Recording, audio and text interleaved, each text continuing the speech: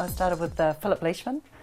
I think I made 1,800 episodes of the show, which is probably still some sort of record in game shows by New Zealand standards. And he was really good because he did help me. I had a really horrendous South Auckland accent and really did suffer from chronic stage fright. So he was the sort of guiding hand behind me that assisted me through this very minor role in television. So, like, I struggled personally with that role because it wasn't a forum I was comfortable with. I wasn't a high heel wearing, short skirted, full headed ditz, and yet that was what I was 7 nights a week on television. It's yeah, but it's all right. Like I say, it was my stepping stone, and I was just so pleased to have that stepping stone. I certainly wasn't going to the office 9 to 5, put it that way, you know, and from the beginning, I loved being around the people that I worked with. They were fantastic, you know, in an environment where it was actually a giving program where people are winning prizes. It's pretty special to be involved in something that's just a feel-good program. The first thing they wanted to do for the launch of Mountain Dew on the Edge was a heli bungee in the viaduct of Auckland, which had never been done before. They wanted the presenters to jump out of it, the helicopter, and be lowered down and sent by boat into the waiting press and publicity machine. And the guy, he wouldn't do it. It'd be mean to give his name away now. He wouldn't do it. So I got a last minute call up and they said, look, will you jump out of a helicopter?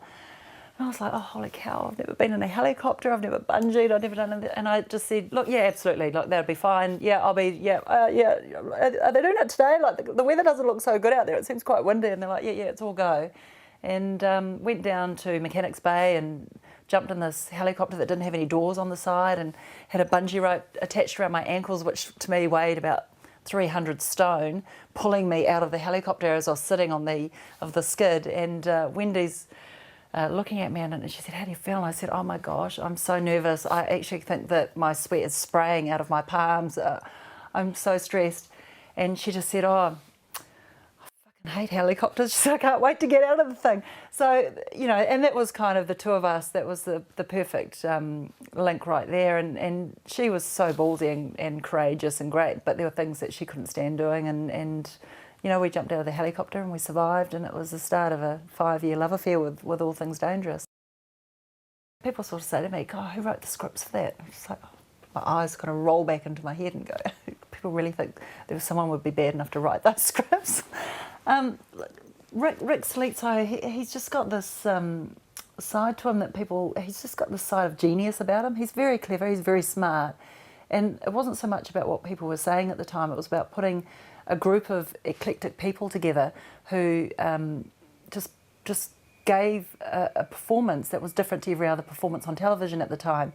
And I think it was a stroke of mastermind, really sticking myself with Mark, and we had Zinni through and JK and Eric Rush and all these other presenters, and Rick's so dry and steady and stable, and we all had different interests in the guests that we had, coming from different directions. And my role wasn't to be a sports expert, which I think confused a lot of people because I was on a sports show and therefore I should know everything there was about sport. But really I was there to sort of ask the dumb questions for people that don't know about every particular sport, because we covered a lot of minority sports that people really, you know, aren't well publicised, and they don't have a great forum to present their wares, I suppose.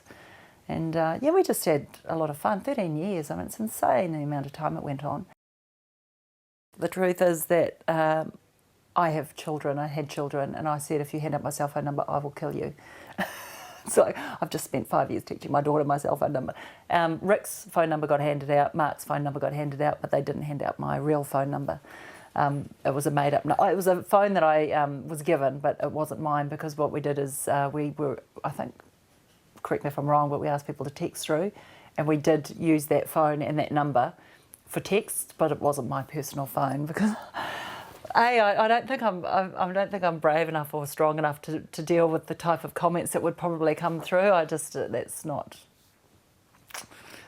I still have a heart beating under me somewhere, and I can just imagine what would have showed up on the texts. Originally, I hadn't been that keen to do the show, and so I probably went over there being a little bit cynical that actually I would get fed properly and there'd be plenty of water and I wouldn't have to sleep on the sand and all that sort of stuff. And it's a fine line. They do put you they take you out of your comfort zone, but you know, there would come a point if I'd filmed for 12 hours in a day where I'd say, if you don't feed me, I won't be actually going to work tomorrow. Because as much as this is all fun and games, it's not really, we're not going to win $1,000, $100,000 like they do in America. We're doing it for commercial television, and you know, I actually need to eat. Some girls like fading away as the week goes on. I don't. But it was kind of surreal, because there were people that you knew who only could be there for 2 or 3 days because they had other commitments. So there's a lot of that kind of process going on in the background where we're just making good TV. We don't really know what it came from. Fiji in general is a place where bacterial infections thrive, obviously, because it's very hot. It was very hot where we were staying. It could have come from 100 different places. No one really knows. The experts will never know till the day I die. I knew I was unwell. It was probably not handled well at the time, but in hindsight, in post situations, protection's been put into place for cast and crews of shows, that better medical personnel are available and things are handled differently. So sometimes it takes something to go wrong with someone in order to right the future, and it was just a process of it being a very public forum. I did get really unwell and I had a lot of public support at the time. As a presenter, it stripped me of all my safety nets. It was live, and even though I'd done live television with Sports Café, it was auto-cued. I'd never used an auto-cue, and which sounds ridiculous after sort of would have been 15 years on television, but I just never had the need to use an auto-cue. And my stress levels they probably peaked out the back door at about 492. I just, and I kept having mind blanks, and my script was so simple and so easy, and I knew it inside out. But as soon as, you know, sort of the lights would come on and I'd get the countdown, and I was working with Simon, who is, you know, got an IQ of about 199, and he had such a massive role and I had such a trivial role, important, integral, but I suppose trivial at the time. But I was so experienced, and it's one of those things where you hate yourself. Because you just go, oh, this should be so easy and I should be so natural, I should be so comfortable. The minute my auto-cue stuff finished and I could go out and just ad-lib, I was a pig in muck, you know, totally comfortable and relaxed. Adrian, who produced the show, literally called me and said, oh, can I meet you in sort of 2 hours in a hotel foyer in town? And we had this conversation. He said, I want you on my show. You are going to be amazing. I want you. Can you do it? Will you do it for me? TVNZ don't necessarily want you, but I want you because I love you and I want you. And I was like, yes, you're going to have me. Yes, you can. And then sort of as the meeting was closing, he's like, so how well do you know Mark? And I realised that it wasn't about me at all, actually. It was all about Mark. We had a lot of fun. It was a fantastic crew, and, you know, the New Zealand public, it was probably an important part for that show to have two people that were relatively well known, because we could walk into a very public arena like Manukau City or wherever and be recognised enough that people would talk to us and stop and communicate. Because if you'd had a complete unknown, I think you'd find it hard to stop people and get them to do anything, let alone jump in a car and come with you and sort of explain to them, look, we're just heading out to Matamata because we're going to, you know, do something really extreme, like, you know, stick you in a racing car and make you flip it over 3 times. I know you're just about to have lunch, but... and I love that spirit of New Zealand for wanting to get involved and not caring too much about the consequences and not caring too much about whether they are going to get paid for it, it's going to be cool. They just kind of fly by the seat of their pants, and it's such an endearing quality that we have as a race. I think it's so un-American and so Kiwi.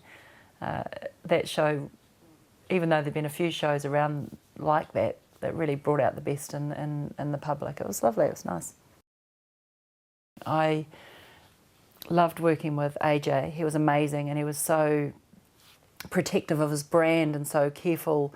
We did some really extreme things with families. We pitted family members against family members in order to go ahead. And the concept is kind of nasty, but you know, riveting. You can't get away from it. But they did some unbelievably scary and dangerous, I'm talking outside your natural comfort zone, stuff that I would have hesitated doing. But he was absolutely manic about safety and no one ever getting hurt. And I just, you know, when often in television, people would like you to move along quicker and you know, come on, time, there's crews waiting and all that sort of stuff. He was a man truly inspired me for understanding where and how he's gone on to become who he is. And that was a great show because I think all the people that came on the show got to meet him and trust him. And I loved being on the show as a person who had been there and done most of the things that I was asking people to do, and been in a position that I could reassure them confidently that they were in a safe environment. And so that was a highlight too. I really enjoyed that experience, and I got to live in Queenstown for a few months. Nothing wrong with that.